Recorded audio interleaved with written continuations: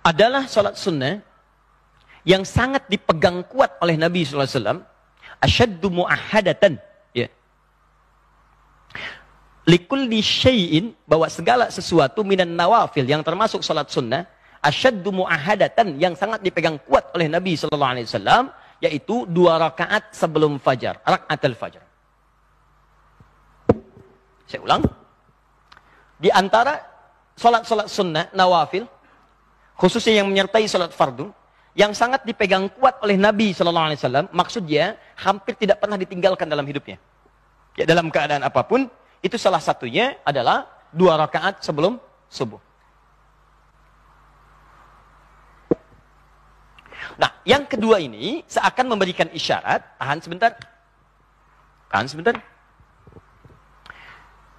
Biasanya, kalau dalam perjalanan safar, itu ada rukhsah, ada keringanan. Anda boleh tidak menunaikan sholat sunnah. Bahkan yang fardu pun, itu bilangannya kalau lebih daripada 2, dan sifatnya genap, itu bisa dikosor.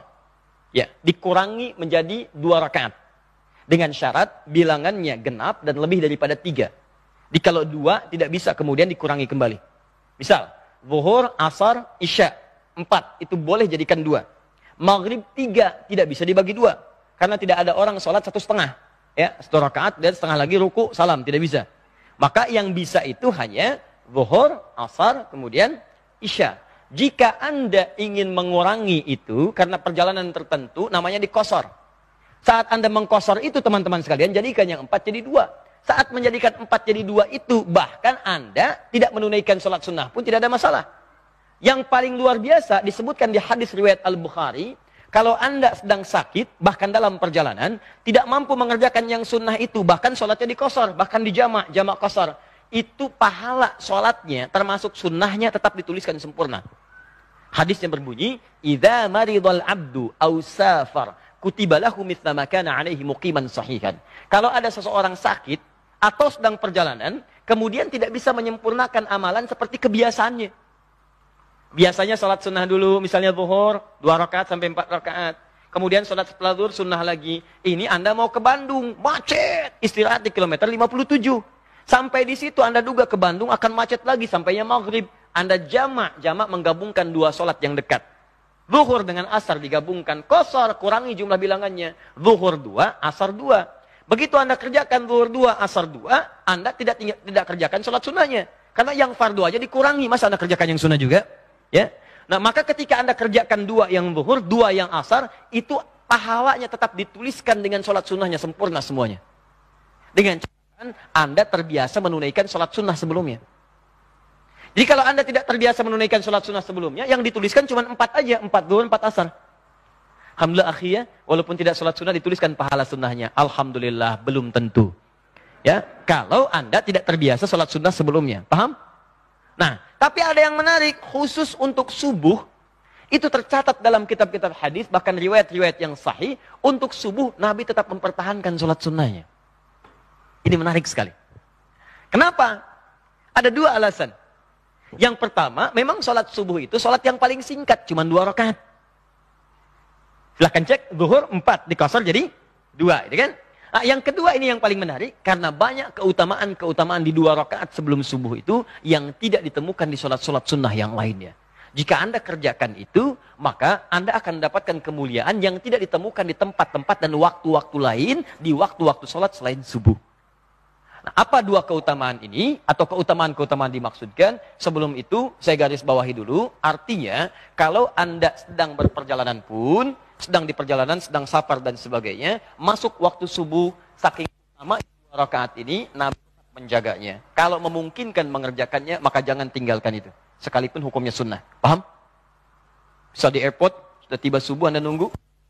Alih-alih Anda kerjakan sholat subuhnya terlebih dahulu, maka kalau memungkinkan waktunya masih ada, kerjakan 2 rakaat sebelum subuhnya. Plus, yang terakhir, ini kasus yang terakhir. Ini yang paling menarik. Nabi dalam perjalanan, kemudian di situasi dini hari, sudah sholat malam dan seterusnya, Nabi minta Bilal berjaga. Riwayatnya sahih, Bilal kamu berjaga. Kata Bilal, saya ikut tidur ya Rasulullah, nanti saya bangunkan semua. Kata Nabi, kamu berjaga. Saya ikut tidur ya Rasulullah, baiklah kamu tidur. Tapi sebelum subuh kamu bangun. Ya, kemudian bangunkan yang lain. Apa yang terjadi? Tiba-tiba mereka semua tertidur. Termasuk Bilal. Tidur semuanya. Bangun-bangun. Sudah merasa matahari sudah menyengat ke pipinya. Pipi Nabi. Artinya pada saat itu Nabi bangun sudah melewati batas sholat subuh. Batas yang tetap waktunya. Nah, apa yang paling menarik? Dua hal. Hal yang pertama, ketika bangun Nabi katakan, "Wailak ya Bilal, celaka kamu Bilal." Katanya kamu bangun, ternyata kamu ketiduran juga. Oke? Nah, lalu Nabi ajarkan, kalau kamu belum sanggup mengerjakan sesuatu, jangan memaksakan diri. Serahkan kepada yang lain lebih mampu, atau bermohonlah kekuatan kepada Allah. Ini pelajaran yang sangat penting. Tapi yang paling menarik, Nabi setelah itu minta kepada para sahabat untuk berwudu, kemudian Bilal mengumandangkan adzannya. Yang paling menarik setelah itu, Nabi tidak langsung mengerjakan sholat subuh, tapi mengerjakan 2 rakaat sebelum subuh ini dulu. Sebelum sholatnya. Bayangkan, saya mau katakan begini, lihat baik-baik. Bu, subuh yang dimaksudkan bukan waktu subuhnya, sebelum sholat fardunya. Sebelum dikerjakan sholat fardunya, diawali dengan sholat sunnah dulu 2 rakaat, masih dikerjakan. Nah, para ulama hadis mengatakan, kalau 2 rakaat ini tidak penting pada saat itu, mustahil dikerjakan. Pasti Nabi akan langsung kepada sholat subuhnya yang 2 rakaat. Menariknya, Bilal memberi isyarat, setelah itu sholat sunnah, setelah sholat sunnah kemudian qomat, baru ditunaikan sholat subuhnya. Ini menunjukkan keutamaan 2 rakaat sebelum subuh, itu jauh di atas sholat-sholat sunnah yang lainnya, bahkan yang mengiringi sholat fardu. Ada keutamaan khusus dibanding sholat-sholat yang lain. Jelas? Baik. 1. 2. Pertanyaannya, Ustaz, kok Nabi bisa kesiangan? Katanya Nabi, katanya Rasul, kok kesiangan? Nah, ini yang paling menarik. Teman-teman, mudah bagi Allah membangunkan Nabi pada saat itu mengatakan Muhammad bangun, waktunya subuh. Selesai. Cuman diperkenankan oleh Allah pada saat itu, Nabi kemudian dibangunkan melebihi batas waktunya yang normal pada saatnya untuk memberikan contoh pada umatnya ke depan jika mengalami situasi serupa. Sebetulnya pelajaran ini untuk umatnya di masa depan, bukan untuk Nabi pada saat itu. Kalau Nabi gampang bangun, Muhammad bangun. Cuman umatnya ke depan kalau ketiduran, bagaimana solusinya? Dan umat sekarang bukan cuma ketiduran lagi, banyak yang kesiangan. Maka diajarkan contoh. Apa contohnya? Jika seseorang itu kemudian bangun dari tidurnya, melewati batas sholatnya, keluar sabda Nabi, itulah waktu sholatnya. Tunaikan waktu sholat yang bangun dari tidurnya, itulah waktunya. Misal, Anda subuh, terlalu lelah, capek, gitu kan?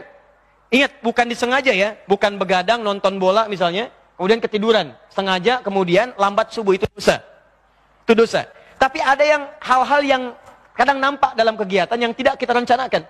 Capek Anda kemudian dari pekerjaan, datang jam 1 malam, kemudian setelah itu Anda mandi, Anda kemudian sholat dulu, bahkan sempat tahajud sampai 2:30. Udah itu tiduran dulu, begitu bangun jam 7 misalnya kan. Nah, ketika Anda bangun ini, bukan berarti waktu sholatnya habis, tidak. Kerjakan sholat itu tepat pada saat bangunnya. Terus, ini sama dengan pertanyaan begini, kenapa Nabi Adam itu sempat melakukan pelanggaran terhadap ketentuan Allah? Kenapa makan buah khuldi? Padahal Nabi dijaga dari maksiat. Nah, Nabi Adam itu diperkenankan oleh Allah makan buah khuldi, bukan karena nggak dijaga, untuk memberikan tuntunan tobat bagi anak cucunya yang bukan Nabi di kemudian hari. Makanya ketika beliau melakukan kesalahan itu, diperkenankan oleh Allah, turun kemudian ayat tobat. Quran surah kedua ayat 37. Fatalaqa Adamu min Rabbi kalimatin fataba alaihi. Adam menerima tuntunan tobat, maka tobat. Itu yang membedakan manusia dengan iblis. Iblis salah, diminta tobat, gak mau tobat. Bahkan dia berkata di Quran surah ke-7, ayat 12-13. Ana khairun minhu, khalaqtahu min narin wa khalaqtahu min tin. Saya lebih hebat dibandingkan dengan Adam. Engkau ciptakan saya dari api, dia dari tanah. Tidak level yang dari api, sujud kepada yang dari tanah. Diberi kesempatan tobat, gak mau tobat. Manusia salah, wajar, karena manusia punya nafsu. Yang tidak wajar itu kalau sudah salah, gak mau tobat. Jadi Anda mesti bedakan, Anda ini manusia apa iblis? Iblis itu salah, gak mau tobat. Anda salah, wajar, namanya manusia. Tapi kita itu punya kesempatan untuk kembali kepada kebaikan. Jadi sebesar apapun kesalahan kita, ada peluang untuk berubah jadi baik. Orang jahiliyah itu banyak yang buruk sifatnya. Ada pembegal, tukang mabuk, tukang bunuh, tukang perkosa, tukang mabuk, macam-macam. Tapi ketika turun kesempatan untuk bertobat, mereka memilih untuk tobat dan jadi hamba yang terbaik. Sekarang kita sudah keluar dari zaman jahiliyah, jangan kembali lagi ke masa lalu. Paham sampai sini? Nah, sekarang saya kembalikan kepada apa yang kita bahas tadi. Jadi saking pentingnya sholat subuh ini, teman-teman sekalian, fokus. 2 rakaat sebelum subuh saking pentingnya, maka dalam keadaan-keadaan bahkan Anda bangun terlambat pun, ini hadis-hadis sahih mengajarkan masih boleh menunaikan 2 rakaat sebelum subuhnya. Pertanyaannya, apa keutamaannya? Sampai-sampai itu dijaga, bahkan dalam keadaan seakan terlambat dalam menunaikannya. Satu, hadis riwayat Muslim, ke nomor hadis 725-nya, tadi sampai 727. Tahannya, fokus. Rak'atal fajri khairum minad dunya wa ma fiha. 2 rakaat sebelum subuh itu keistimewaannya lebih daripada dunia dan seisinya. Bapak Ibu, kalau saya kasih pilihan, pilih 500.000 atau pilih dunia dan seisinya, pilih mana? Alhamdulillah, normal. Normal. Walaupun pada prakteknya kadang-kadang tidak begitu. Contoh, bikin broadcast ya dari sekarang dan viralkan.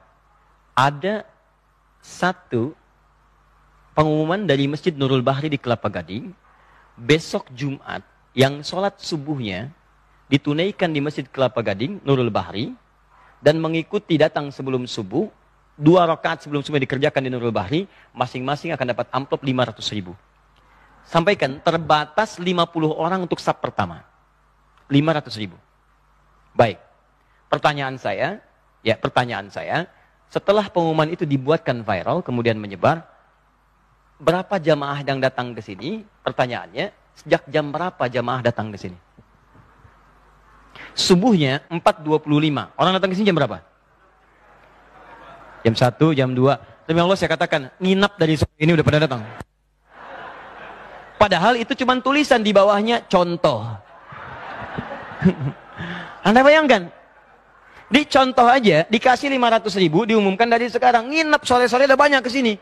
Gak percaya, bikin aja Pak. Pengumuman, contoh. Di Masjid Kelapa Gading Nurul Bahri, besok akan dibagikan masing-masing 500.000 rupiah. Di awal subuh, bagi 50 orang pertama. Tanda kurung, contoh.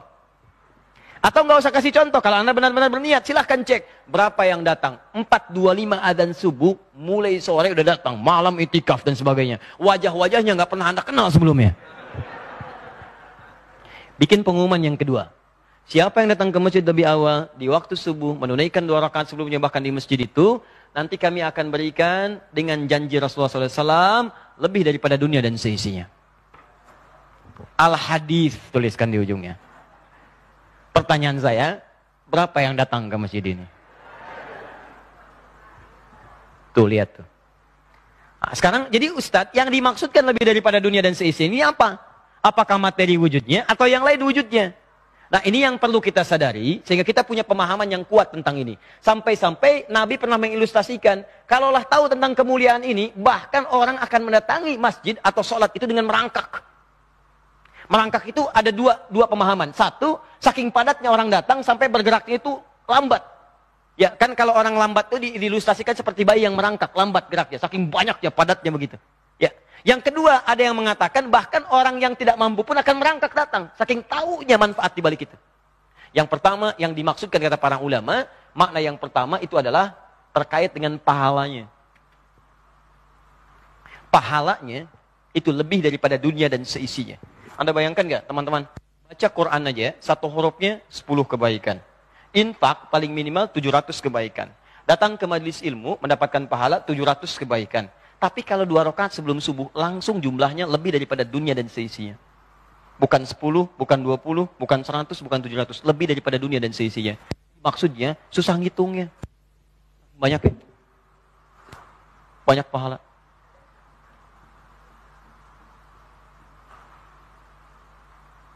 Nih, antum datang ke masjid ya. Niat untuk ta'lim, sholat. Baru datang nih. Datang itu udah dapat 25. Hadis Muslim. 1 keduanya 500 tahun, 2 ketiga 500 tahun. Kemudian sholat, kalau berjamaah 27. Kalau sendirian 10. 10 itu di Quran surah 6 ayat 160, man ja'a bil hasanati falahu asyru amsalihha. 10 itu 1 keduanya 500 tahun, 2 ketiganya 500 tahun. Kalau dilanjutkan dengan ikut ta'lim, itu di riwayatnya Ibnu Abbas radhiyallahu ta'ala anhuma, dapat lagi 700 kebaikan. Sampai antum pulang, 700 itu dilipat gandakan, jarak 1 keduanya 500 tahun. Jaraknya 500 tahun, 1 keduanya. 2 ketiga 500 tahun, terus sampai akhir.